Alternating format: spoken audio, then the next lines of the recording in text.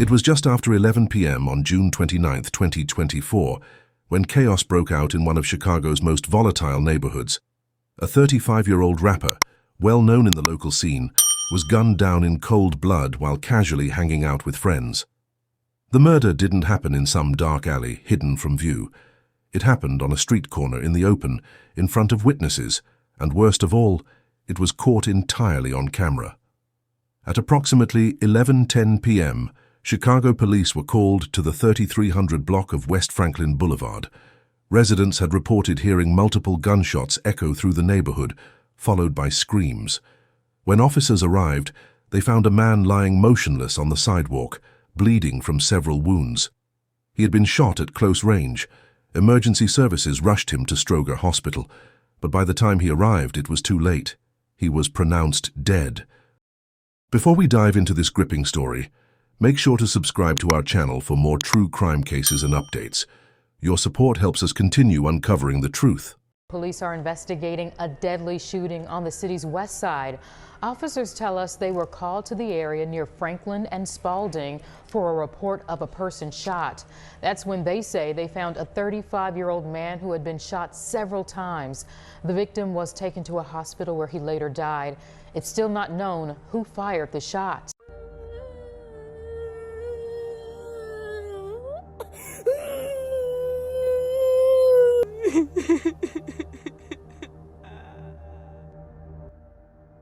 But this wasn't just another tragic shooting in Chicago. No, what made this death different was that it played out like a scene from a movie, only it was real, and the ending was horrifying. It wasn't just the violence, it was the planning, the precision, and the betrayal. This is the life and death of Nico O'Neal Whitehead, better known as Don Cheeks. Nico Whitehead was no stranger to the spotlight in Chicago's underground music scene. Known on the streets as Cheeks, he had a personality that filled every room. Born and raised on the city's south side, Nico was raised in the heart of a neighborhood where ambition often clashed with survival. From a young age, he was drawn to performance, first through rap battles at block parties, then later through acting roles in local indie films. He was charismatic, he was loud, he was smart, and he was respected, on stage and on the block. By his early 30s, Nico had earned OG status, a badge of honor for anyone who had survived the brutal realities of Chicago street life. But he wasn't just surviving. He was hustling for something bigger. Behind the tattoos and the streetwise exterior was a man who wanted more. He'd recently gotten involved in behind-the-scenes projects, helping to write scripts for local filmmakers, mentoring younger artists, and organizing underground music showcases. To those who knew him personally, Cheeks was a leader, the kind of man who'd give you advice and then laugh with you 5 minutes later. Tough when he needed to be, loyal always, but that loyalty came with risks. And Nico's past. It was never too far behind. Nico had enemies, a few from bad deals, a few from old beefs, and a few from things that had never really been spoken about openly. In his world, silence wasn't just golden, it was survival. He had done time. He had made moves. He had lived the street life full throttle, and while he was trying to transition out of it, not everyone believed he could or should. He was a father of 2, a young son affectionately called Baby Nico, and a daughter in her early 20s. He was out of prison for just over a year and had been trying to rebuild. That rebuilding included getting back into music, reconnecting with family, and speaking more openly about the dangers of street loyalty. Videos on his social media began to reflect a man who wanted change. In one post, he spoke on betrayal. It's not the ops you gotta worry about. It's the ones who smile with you every day. The homies, the fake love. That's what gets you killed. And those words? They'd prove to be prophetic. Can't give these niggas advice on how to kill, cause they don't listen enough. See y'all back with that bud. I go to church on Sunday. They hit him in the stomach. Man, they do like lasagna. Get that money. Know what time it is, man. Stay motivated. Feel me? You already know. and bread. On the night of June 29th, Nico was posted up outside a familiar spot, one he had frequented many times before. According to witnesses, the vibe was casual. Laughter, conversation, the usual. But what happened next turned everything upside down. Security footage from a nearby building captured the moment it all went down. A dark-colored vehicle pulled up slowly. No screeching tires, no shouting, just smooth, calculated movement. Several men exited the vehicle. Within seconds, they approached Nico. One struck him in the head with a pistol. Others closed in. Nico stumbled, trying to steady himself. Then, gunfire erupted. At least 12 shots rang out. People nearby began screaming. Some ran. Others filmed. The person holding the phone never flinched, almost like they knew what was about to happen. Gunshots heard faintly in background. Screams. Someone yells, "It's Cheeks! It's Cheeks!" The shooters didn't rob him. They didn't even say much. They came. They did what they came to do. And they vanished. By the time first responders arrived, the attackers were gone. Nico lay bleeding out on the pavement. The footage hit social media within hours. The comments section exploded, some with condolences, others with theories, and some with cold silence. Who did it? Why? Was it gang-related, a fallout from prison, or something deeper? Freedom game, man, was the real game, man, was the real tees, man, them stand-up tees, man, never fall, man, you feel me? No matter what. The Capo King on his way home, man, my nigga Rockboy, you know how the fuck all my niggas that's gone. You feel me? The Capo King on his way home, man, we on the way, man. You feel me, man? You know how we bumming, man, all them guys. Rest in peace, Randy, all day, every day. Understand me, bang, bang, fun game, shit. Young nigga, understand me taking over. That's how we coming, man. I know y'all about to right here, Kings, man. Yeah, we better tell us. Money game, bitch, we worldwide. Bitch, I see a real, been on fucking G up, bad bitch with dumb chicks and all she do is eat. Never change on the game, cause that's how I beat her. I'm so 100, I don't know how to beat her. If a nigga play, I spray that fucking game. Touching on my back around the game, cause I don't play. So 100, fuck nigga, I don't play. If I don't know you, I don't wanna know you, I don't. Online speculation pointed toward betrayal. Rumors swirled that Nico had crossed a line. Some said he'd cooperated with police during a previous case. Others claimed he had simply known too much. A few voices whispered about envy, about how some people didn't like that he was trying to elevate, to leave the street life behind. But in Chicago's West Garfield Park, forgiveness is rare. And grudges, they don't fade, they fester. Y'all keep thinking the ops gon' kill you. Nah. It's your circle. It's the ones who know your moves, know your story, that's who it is. Watch who you love. Police from Area 4 quickly opened a homicide investigation. Detectives canvassed the area, collecting surveillance footage from nearby gas stations, apartment buildings, and convenience stores.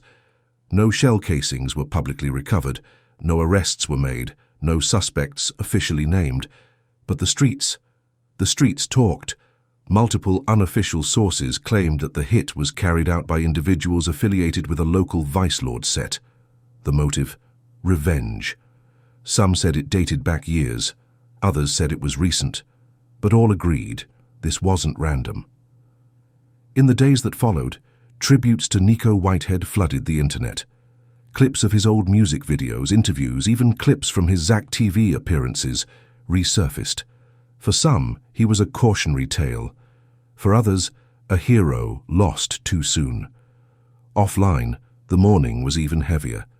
His funeral, held at Queen of Heaven Catholic Cemetery in Hillside, brought together family, friends, and members of the community. People wore his favorite colors, candles were lit, stories were shared, tears were shed. They remembered Nico as a father, an artist, a man who had lived a hard life but was trying to create something better. His children stood by, surrounded by love, but missing their father forever. No amount of street legend status could undo the loss, and what haunted many was this. Nico had seen it coming. He had felt the heat. He had warned people in cryptic posts and quiet conversations. But knowing danger is coming doesn't always mean you can stop it. As the city moved on, the people who truly knew Nico, those who laughed with him, worked with him, grew up with him, were left with questions and pain. He didn't die in silence. He died loud, in front of everyone, on video. On the same streets he tried to leave behind. And yet, just as one chapter closes, another opens. Because what happened next? It didn't end with Nico. In the days following his funeral, another shooting took place, this time targeting someone close to the original case. A name that had come up more than once, a location tied directly to Nico's last known arguments. This time, there were more casualties, more blood, more silence. Could it be retaliation? Or was the cycle still turning, drawing in more names? The footage spread faster than wildfire. Within minutes of being posted, the video of CJ's final moments lit up the internet. Shared on Twitter, Instagram, Facebook groups, Reddit threads, even private Discord servers. It wasn't just a Chicago tragedy anymore. It had become global, digital, unforgettable.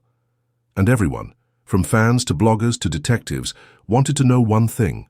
Why? Was this a setup? A street vendetta? A gang retaliation? Or something deeper? CJ knew he had enemies, said a local DJ who had interviewed him just 2 weeks before his murder. But he told me, "Ain't nobody gonna catch me slipping. I move right." Clearly, someone had caught him slipping. Within 24 hours, internet sleuths had broken down the video frame by frame. They zoomed in on the car parked down the block, enhanced the audio, matched the shooter's movements with known gang hand signs. One TikTok user even identified the sneakers one of the gunmen was wearing, linking them to a previous Instagram story of a known rival. The pressure was mounting on Chicago PD, but this wasn't their first rodeo. They knew the streets talked, but the streets lied too. CJ wasn't just a rapper. He was born Caleb Jordan, raised in the south side of Chicago. His early tracks were raw, telling stories of loss, poverty, gunfire, and police raids. But as his fame grew, so did his circle and his enemies. Behind the beats and bars was a quiet war. CJ had fallen out with his childhood crew, 7 Block, after rumors spread that he had switched alliances for protection and clout. The betrayal ran deep. Members of 7 Block felt like CJ had used their story to blow up, then ghosted them when he made it. He denied it all. But the streets don't need proof, just suspicion. 2 days after CJ's death, Chicago PD executed a raid on an apartment linked to a known associate of a rival gang. Inside, they found a Glock 19 with the serial number scratched off a hoodie matching the one worn by one of the shooters, a burner phone with deleted texts. But the most chilling find, a whiteboard with CJ's name on it. It listed his routines, his studio sessions, even screenshots of his Instagram stories with timestamps. This wasn't random. It was a targeted hit. CJ's funeral was a mixture of grief and fear. Celebrities sent condolences, fans gathered in silence, and helicopters hovered above the church. Even rival crews stayed quiet out of respect or fear of retaliation. But the tension in the air was thick. Police units were stationed outside. No one knew if the funeral would end in a shooting. It didn't. But as the casket was lowered into the ground, someone slid a note into the dirt. It read, "Blood in, blood out." He knew the rules. No one claimed it. Then came the surprise. A week later, a man known as Lil Reese, the driver of the car CJ was in that night, surfaced in an exclusive video interview. Face blurred, voice altered. He claimed, "CJ knew something was off. We stopped on that block because he said he wanted to send a message. He didn't want to run, said he was tired of hiding. He told me, if it's my time, it's my time." Then the shots rang out. But the internet wasn't buying it. Some said Reese was lying to cover his own tracks. Others believed he lured CJ into the trap. CJ's murder wasn't just a tragedy, it was an execution, and someone close made it possible. After the funeral, detectives turned their attention to a familiar face, Capo, a rapper who once called CJ his brother. They'd come up together, shared stages, studios, even jail time. But recently something had shifted. CJ had started making cryptic posts. "Watch who you eat with." Jealousy don't gotta speak, it just watches. People thought it was just rap beef, but it was a warning. 3 days before his death, CJ posted a story tagging a studio location in Bronzeville. It was supposed to be private, but screenshots of that story were shared in a group chat with Tone Capo, his cousin D-Mac, and 3 other known affiliates. Detectives later recovered messages that read, "He gon' be there round 9. Let's make it count." The IP address of the device that leaked the screenshot? Tone Capo's apartment. Why would someone so close want CJ dead? One theory. CJ was about to leave the city and the streets behind. He had signed a deal with a major label and was planning to relocate to Atlanta. But in doing so, he was cutting ties with everyone who'd held him down in the early days. Tony Capo felt abandoned, replaced. Another theory. CJ owed money. Sources claim CJ borrowed thousands to fund his early career, from street money. And now that he was rising fast, people wanted a return on their investment. When CJ didn't pay up, threats started pouring in. New footage surfaced from a nearby gas station the night of the shooting. A black Dodge Charger was spotted circling the block minutes before CJ arrived. The driver was never visible. But the license plate? It was traced back to Tone Capo's cousin, D-Mac. When police brought D-Mac in, he folded quickly. He claimed, "I ain't know they were gonna kill him. I thought we were just scaring him." But Tone said he crossed the line, said he had to go. In a heartbreaking interview with local news, CJ's mother said, "I begged him to leave Chicago. He said, 'Ma, I got too many ghosts here.' Now he's one of them." She later added, "What hurts most is that he was killed by people he loved." As news of CJ's death continued to ripple through the city, detectives received an unexpected call. Someone wanted to talk. A woman, name withheld for protection, walked into the 3rd District Precinct claiming she had information that could blow the case wide open. She was a former girlfriend of D-Mac and had access to the same group chat that discussed CJ's location the night of the shooting. She told detectives, "It wasn't just Tone and D, there were more. They planned it for weeks. CJ had no idea." She shared audio messages Tone Capo sent just hours after the murder. "He gone. Now it's our turn to shine." These messages, along with her testimony, gave prosecutors the leverage they needed to issue an arrest warrant. In the early hours of a rainy Thursday, SWAT surrounded a residence in South Shore. Inside was Tone Capo, asleep with 2 loaded firearms on the nightstand. He didn't resist, he didn't speak. He just stared at the ground as officers cuffed him and read his rights. News of the arrest spread like wildfire. CJ's fans gathered outside the courthouse with candles and posters. One sign read, "R.I.P. CJ, you shined too bright for the shadows." On Instagram, as justice for CJ trended nationally, but not everyone believed justice was served. Some said Tone Capo was a scapegoat. Others said he didn't act alone. A viral live stream captured one fan outside the precinct saying, "You think it ends with Tone? Nah, this rabbit hole go deeper than y'all think." Detectives discovered that one of CJ's studio hard drives was missing. According to his manager, it contained unreleased tracks, contracts, and private conversations. The theory? It was stolen to erase something big. CJ may have recorded a confession or confrontation with Tone Capo weeks before his murder.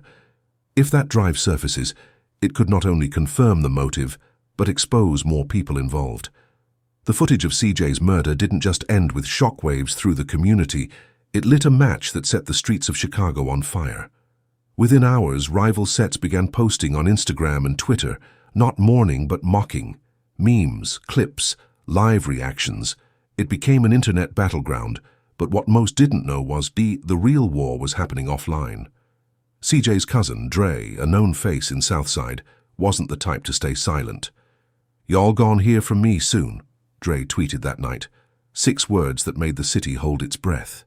By morning, there were 2 more bodies, one from 79th, one from Englewood. The media framed it as gang retaliation, but inside the neighborhood it was just the beginning. People knew Dre wouldn't stop until the last person who touched CJ paid, in blood. CJ's funeral came fast, but even faster was the police presence. Snipers, undercover vans, drones. They weren't protecting, they were watching. Every hug at that church, every tear, every handshake. They were building a case, hoping someone would slip. But what they didn't realize was, this wasn't just street business anymore. CJ's death had created a void, and everyone, from local rappers to out-of-town hitters, wanted to fill it. Then came the biggest twist. A leaked jail phone call. Someone from the inside, confessing to knowing who set up CJ. Not only that, but the voice on the tape wasn't just any gang member. It was someone connected to a known producer CJ had once worked with. That same producer had mysteriously stopped collaborating with him months before his death. Fans went into overdrive, Reddit threads, Twitter spaces, TikTok conspiracies. People began dissecting lyrics from CJ's last mixtape. "They don't love you, they just line you up and feed the ops," one line said. Another, "Check who in the stew with you, not who show up at your wake." Suddenly, everyone was a detective. But real detectives? They were silent. No arrests, no suspects, nothing official. Yet people kept dying, shot in daylight, live-streamed again. It was clear this wasn't over. The question now wasn't who killed CJ, but why did they need him gone so badly? Who was CJ threatening? And why was a major music executive's name now being whispered in the same breath as the murder? CJ's murder had already turned Chicago into a powder keg, but now whispers of a larger conspiracy began bubbling beneath the surface. The leaked jail call sparked interest, not just from the streets, but from corners CJ had barely touched. Music executives, independent journalists, and even a few bloggers with inside ties. There was talk about contracts CJ refused to sign, labels that wanted to shape his sound, silence his message, or worse, own him completely. One thread kept coming up. CJ had reportedly walked away from a six-figure deal just months before his death. Sources close to him said he didn't trust the terms. He told friends it felt more like a trap than an opportunity. "They ain't signing me. They trying to cage me," CJ had told a producer friend in a now-deleted Instagram Live. That producer? Gone silent. Deleted all posts, moved cities. And then came the footage, not of CJ, but of a man named Reese, a minor label rep who'd been seen with CJ at multiple events. A blurry video surfaced of Reese arguing with someone in a parking lot weeks before CJ's murder. The audio was shaky, but one thing was clear. Reese was warning the man. "That kid don't know who he's playing with. He better chill before he disappear." It didn't take long before Reese went missing. No post, no tweet, no status update, just gone. Fans speculated that Reese either got snatched or was hiding from the same people CJ had tried to avoid. Either way, it added fuel to the fire. Then a music journalist dropped a bombshell blog post. CJ had been working on a tell-all documentary about drill rap, gang politics, and shady label practices in Chicago.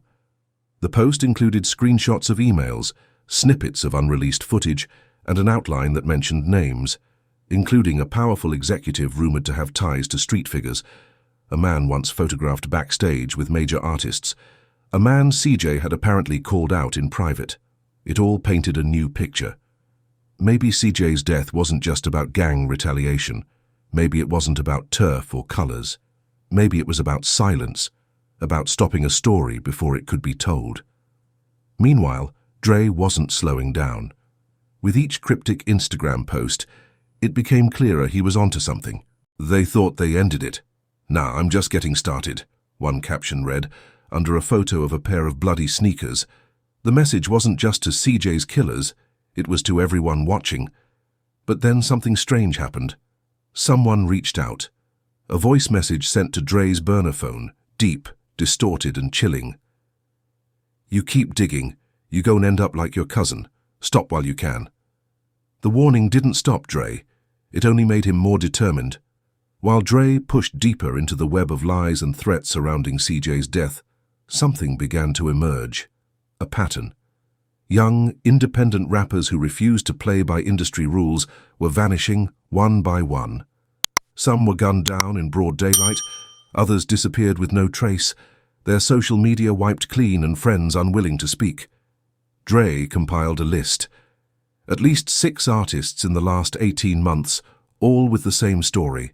Rejected label offers, made enemies on the streets, started talking about exposing the system, and ended up silenced. What really got to Dre, though, was that they all had ties to a mysterious studio on the South Side. One known for pumping out local hits, but also whispered about in darker conversations. One night Dre visited the studio. Posing as an up-and-coming artist, he booked a late-night session. What he saw inside shocked him.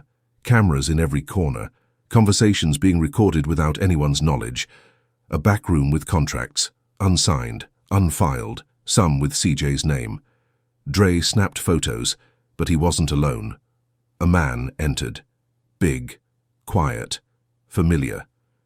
Dre had seen him before, in the background of one of CJ's last known photos outside a gas station. They locked eyes. Silence. Then the man spoke. "You shouldn't be here." Dre ran. Out the back. Hopped a fence. Lost his phone in the process. But he wasn't empty-handed. The photos made it to his email backup. That same night, a new post appeared on a conspiracy forum.